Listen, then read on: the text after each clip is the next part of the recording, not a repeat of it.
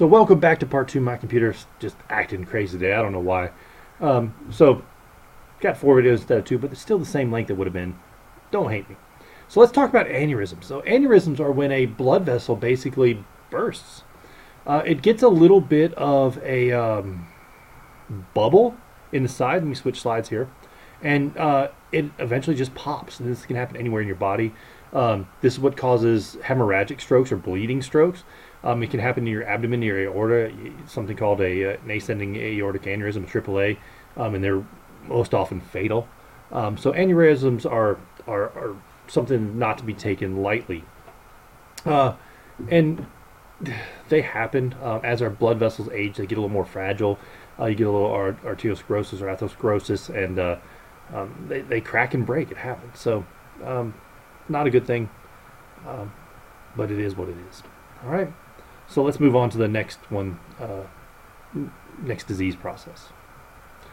This one's a pretty simple one. Varicose veins. Basically, one of the valves is incompetent, doesn't work right, and the vein, in an effort to keep blood from backing up, kind of kinks up upon itself, and it pools, and it does weird things, and then you can see them, and they're unsightly for some people. You can get them fixed if they're not too bad. It's one of those. It's an aging process, but it can get worse. It can be really bad, and in some people, varicose veins can get huge, and just get engorged with blood. You get a little tiny pinhole, and it bleeds everywhere. It's crazy looking. So some people, minor inconvenience. Other people, it's a serious problem. The next one, a PE or pulmonary embolism. This is a blood clot in the lung. All right. You need blood flowing throughout the lungs, right? Important. Not only does that where the gas exchange happens, that's where, well, the tissue's got to get blood to survive itself. So PEs are bad. They happen. You get blood clots that end up stuck in your lungs.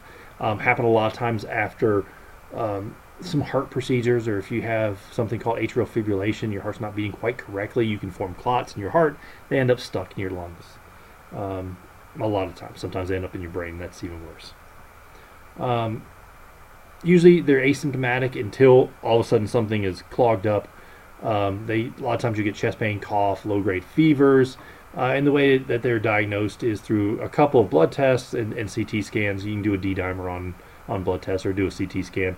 Occasionally they'll do something called a VQ scan, a ventilation perfusion scan, where you'll breathe a radioactive gas while they inject a radioactive dye, and they can see where things match up in your lungs. It's kind of cool.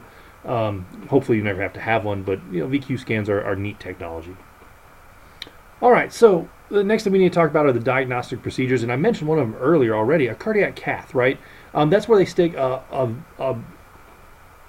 needle, a wire, up either through your groin or in through your wrist. More often than not now it's through your wrist, as long as they don't think they have to do too much, because they can get in that way and it's less invasive.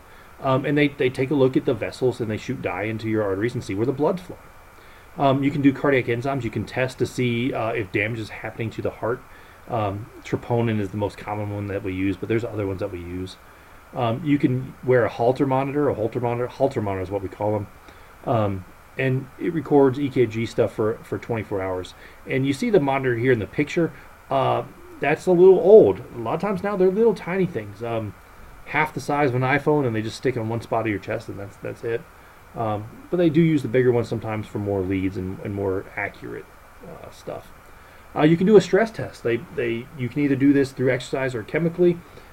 They speed your heart up, so they make you run on a treadmill, make you ride a bike, or give you some medication to speed your heart up and see what happens. They look at your heart as it happens.